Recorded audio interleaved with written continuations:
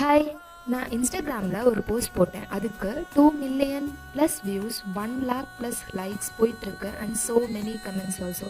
அந்த வீடியோவில் கோபிநாத் அவர்கள் பேசியிருப்பாங்க, உங்களை தெரிஞ்சே காயப்படுத்துகிறவங்கள விலக்கி வைக்கலான்னு. நிறைய பேர் 100% ட்ரூ, தம்ஸ் அப் மாதிரியான கமெண்ட்ஸ் போட்டிருந்தாங்க. நிறைய பேர் சொந்த வீட்டில் ஹஸ்பண்ட், பேரண்ட்ஸ் அண்ட் இன்லாஸ்லாம் பண்ணால் என்ன பண்ணுறதுன்னு கேட்டிருந்தாங்க. ஹஸ்பண்ட் அண்ட் ஒய்ஃப்குள்ள பிரச்சனைக்குள்ளே யார் போனாலும் அவங்க ஒன்று கோமாளி ஆகிடுவாங்க, இல்லை வில்லன் ஆகிடுவாங்க. ஸோ நீங்களே தான் அதை பேசிகிட்டு இருக்கணும்.